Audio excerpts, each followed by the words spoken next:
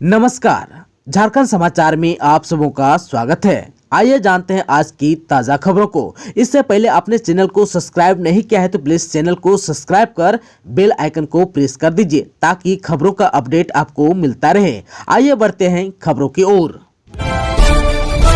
उपद्रवी नहीं बन सकेंगे अग्निवीर, भर्ती से पहले युवाओं का पुलिस वेरिफिकेशन होगा, अग्निपथ योजना वापस नहीं ली जाएगी। केंद्र की अग्निपथ योजना के खिलाफ देश के कई हिस्सों में चल रहे विरोध प्रदर्शन के बाद रक्षा मंत्रालय ने प्रेस कॉन्फ्रेंस की। इसमें साफ कर दिया गया कि अग्निपथ योजना वापस नहीं ली जाएगी और यह भी कहा कि सभी भर्तियां इसी स्कीम के तहत होगी। 25,000 अग्निवीरों का पहला बैच दिसंबर में आर्मी ज्वाइन कर लेगा। लेफ्टिनेंट जनरल अनिल पुरी ने कहा कि अग्निपथ के विरोध में कोचिंग इंस्टीट्यूट चलाने वालों ने छात्रों को भड़काकर प्रदर्शन कराया है। उन्होंने कहा कि अग्निवीर बनने वाला शपथ पत्र देगा कि उसने कोई प्रदर्शन नहीं किया है और न ही तोड़फोड़ की है। बिना पुलिस वेरिफिकेशन के कोई सेना में शामिल नहीं होगा। पुरी ने कहा कि युवा फिजिकली तैयार हो जाएं ताकि वह हमारे साथ जुड़कर ट्रेनिंग कर सके। हमने इस योजना को लेकर हाल में हुई हिंसा का अनुमान नहीं लगाया था। उन्होंने कहा कि सशस्त्र बलों में अनुशासनहीनता के लिए कोई जगह नहीं है। सभी को लिखित में देना होगा कि वे किसी भी तरह की आगजनी या हिंसा में शामिल नहीं थे। आप सबको बता दूं कि इस दौरान भारतीय नौसेना की ओर से कहा गया 21 नवंबर से पहला नौसैनिक Agniveer batch training institute INS Chilka Odisha में पहुंचना शुरू हो जाएगा। इसके लिए महिला और पुरुष दोनों अग्निवीरों को जाने की अनुमति होगी। भारतीय नौसेना के पास वर्तमान में विभिन्न भारतीय नौसेना के जहाजों पर 30 महिला अधिकारी हैं। वाइस एडमिरल दिनेश त्रिपाठी ने कहा कि हमने तय किया है कि अग्निपथ योजना के तहत महिलाओं की भी भर्ती होगी, जिन्हें युद्धपोतों पर भी तैनात किया जाएगा।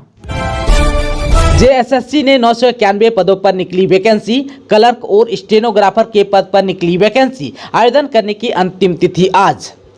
झारखंड स्टाफ सिलेक्शन कमीशन में क्लर्क और स्टेनोग्राफर के पदों पर भर्तियां निकली थी, जिसके तहत कुल 991 रिक्त पदों को भरने के लिए आवेदन आमंत्रित किए गए थे। इस वैकेंसी के लिए आवेदन की प्रक्रिया 20 मई 2022 को शुरू हुई थी। ऑनलाइन आवेदन करने के लिए अंतिम तिथि 19 जून 2022 यानी आज तक का समय दिया गया है। ऐसे में जिन भी उम्मीदवारों ने इस वैकेंसी के लिए अब तक आवेदन की प्रक्रिया को पूरा नहीं किया है, वह जल्द से जल्द JSSC की ऑफिशियल वेबसाइट jssc.nic.in पर जाकर ऑनलाइन आवेदन करें।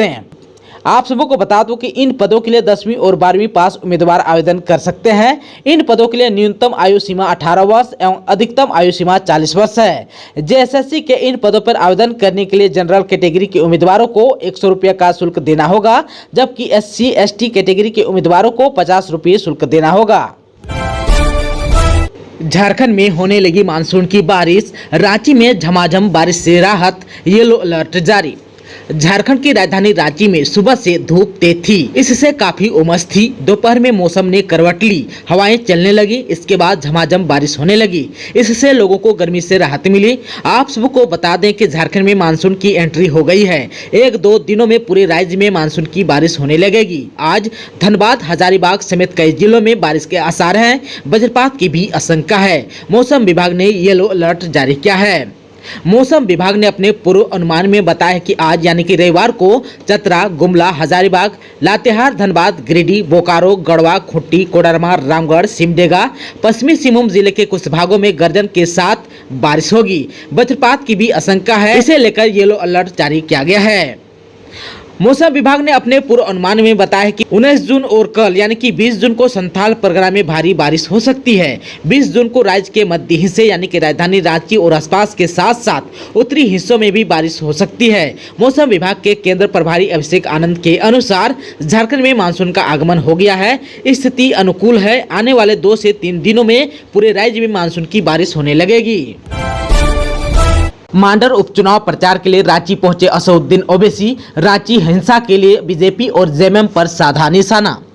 मांडर विधानसभा उपचुनाव को लेकर राजनीतिक पार्टियों की सरगर्मी बढ़ गई है। भाजपा के कई दिग्गज नेता प्रत्याशी गंगोत्री कुजूर को लेकर प्रचार अभियान में जुटे हुए हैं।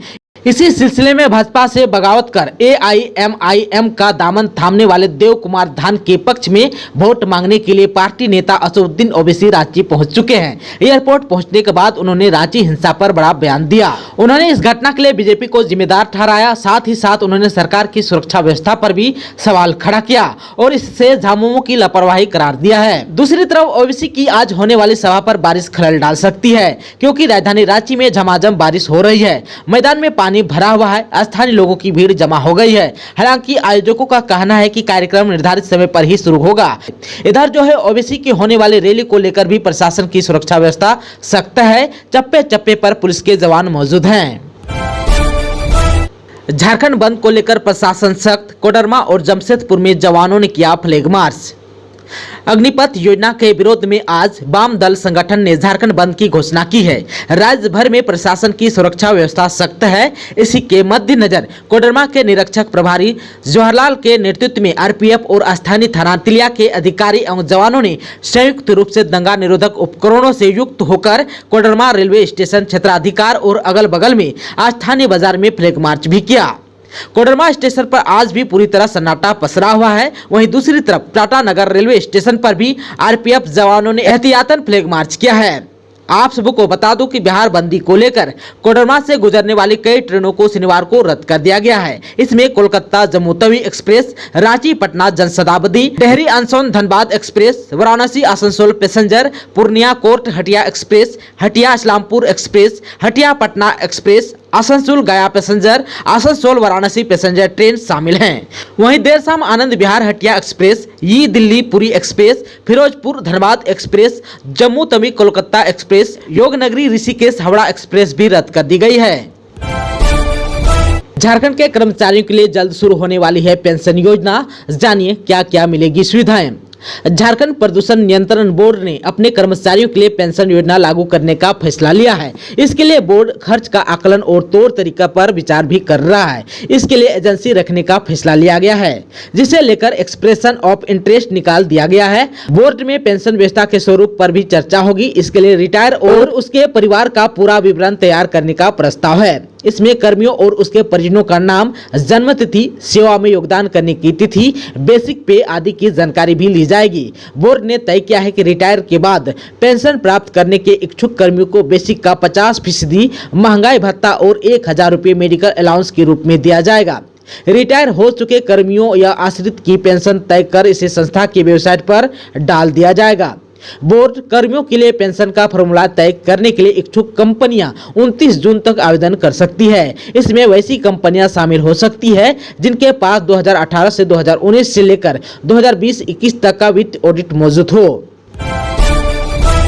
साइबर अपराधियों ने परिवहन विभाग की साइट हैक कर उड़ाए 5 करोड़ रुपए, ऐसे दिया वारदात को अंजाम। ऑनलाइन रोड टैक्स जमा करने के नाम पर हैकरों ने वाहन मालिकों के करीब 5 करोड़ रुपए उड़ा लिए।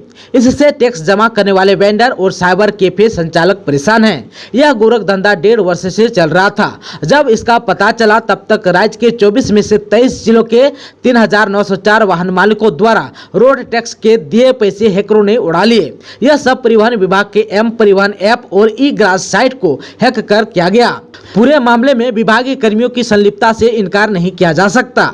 दूसरी ओर कार्रवाई के बदले विभाग ने पूरी घटना को तकनीकी खामी बताकर 3904 वाहनों और 9 अनुज्ञापित धारियों को ब्लैक लिस्ट कर दिया। वहीं उन वाहन मालिकों को नोटिस जारी कर फिर से रोड टैक्स जमा करने के लिए कहा गया है। वाम छात्र संगठनों का झारखंड बंद आज, राज्य में सुरक्षा व्यवस्था सख्त। मोदी सरकार द्वारा हाल ही में लागू अग्निपथ योजना के खिलाफ आज वाम दल संगठन ने झारखंड बंद की घोषणा की है। इस बंद का ऑल इंडिया स्टूडेंट यूनियन यानी कि आयसा, रेवोल्यूशनरी यूथ एसोसिएशन समेत कई छात्र संगठन ने समर्थन भी किया है। इधर भाकपा माले ने लोगों से अपील की है कि वे छात्र और नौजवानों के साथ खड़े रहे। पार्टी के राज्य सचिव मनोज भक्त ने मोदी सरकार से मांग की है कि सेना में नियमित भर्ती शुरू करे। उन्होंने अग्निपथ योजना को देश के युवाओं के साथ खिलवाड़ बताया है।